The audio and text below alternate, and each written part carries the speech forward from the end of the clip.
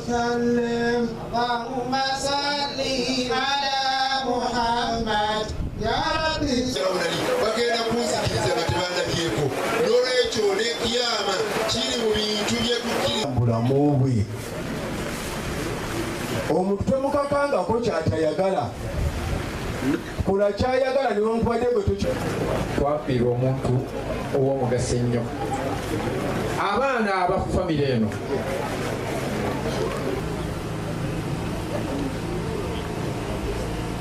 السلام عليكم ورحمة الله وبركاته. غير المغضوب عليهم ولا الضالين آمين. ثم إلى أرواح آبائي وإخواني من الأنبياء والمرسلين الممات ولا قبرهم ولا بعدا قيدا ولا سبيلا واثبتنا إلى قراءتنا هذه. buvunaanyizibwa nnyo mu mbeera yonna. Waalaikum salaam wa rahmatullah. Bwe muli bakojja b'amaka gano. وعليكم السلام. ولو أخلد ألا لينبذن في الحطمة وما أدراك ما الحطمة نار الله الموقدة. الله أكبر لا إله إلا الله الله أكبر الله أكبر ولله الحمد. بسم الله الرحمن الرحيم. إنا أعطيناك الكوثر فصل لربك وانهر إنا حاجة إلى روح مؤمن نكلاز بنت حواء ثم إلى حاجة الرحمة مجز بنت حواء ثم إلى olwaleero tugamba bwe tuti nga 16 mu gwe 11/22 omusumba eyeeyita Siraaje Ssemanda mulye bulungi bino omusumba eyeeyita Siraaje Ssemanda wamu ne Catherine Kusaasira bwe waazuukawo embeera ey'abamu okufera bannaabwe biliyoni meka 4 Owekitiibwa His Excellency the President yalagira era n'ayingirawo mangu awo n'abalagira basasule bannaabwe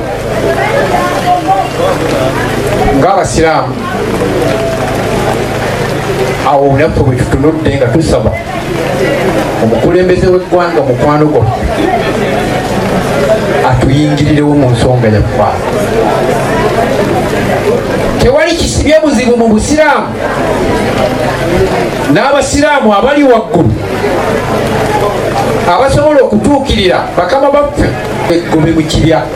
Olwaleero tulina obuzibu wano e Masaka abasajja ba Mubajje nga bakulembeddwa Isima Ssesimba Badiru Kaazi wa Mubajje Kitenda simanyi ye chairman n'essaawa eyaleero tebalina nsonyi bakyatambula mu nnyumba buli Kanyemero muli we bamanyi nti wano linnya lya Uganda Muslim Supreme Council bawambewo kyokka nga n'abaguzi babali mabega buli we tuyita wano e Masaka ennyumba eyaffe baatuwabidde mu kkooti tugibaddize kyokka n'omugozi abali mabega ku mugongo okitegedde.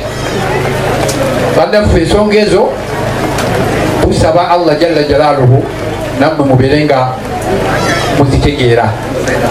Njagala mmaliriza ebigambo byange ebikooki n'ebyalimu biwandiiko byeyawandiika nga yetegereza bulungi n'abaana be bonna abamanyi era ebibaddemu babikkanyizaako ekiro. Nekyo njagala bannanga abaisiraamu obuteeraliikirira kirowooza nti ku baana bano walogwalese ng'awenyera yeetaaga okutunda ekintu. Eggalagi eyo yajjulanga mwanyi nga metusula, ettiiro neyijjula emwanyi nga metusiiba, netuli ebikajjo by'obuyinja. Abaasoma ne basoma n'abasubula ne bakola ki? Kati eyasigalira omuguba musango Haji Sowe ne Haji Kayiira ne Tojja bakola omulimu gwabwe.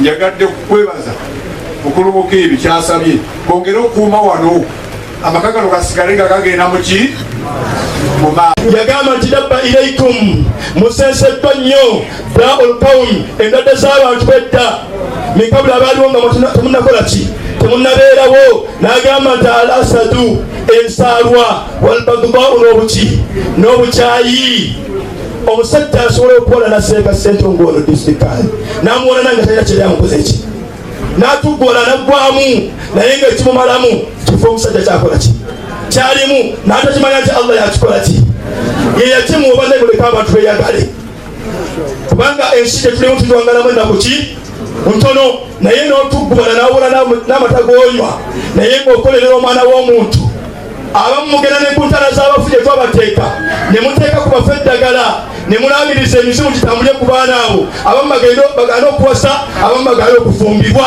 naye mukola kyabwereere kubanga mugenda kusigala Allah subhanahu wa ta'ala. Abantu ne muyola n'empiira gy'emmotoka ng'omuntu alese emmotoka mu maka. Lwaki abantu muli bazibu nnyo temutya Allah subhanahu wa ta'ala. Omuntu n'akusekerera ng'oli mu kisenge eyandikusabidde Allah akole ki naye ng'awulirawo akwetaagala okusingawo ayagala otuuka ekiseera nga ayagala awulira nga weetuze oba weebadde obuki obutwa. Allahu akbar.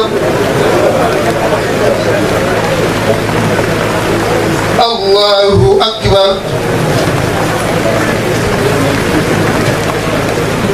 Allahu akbar.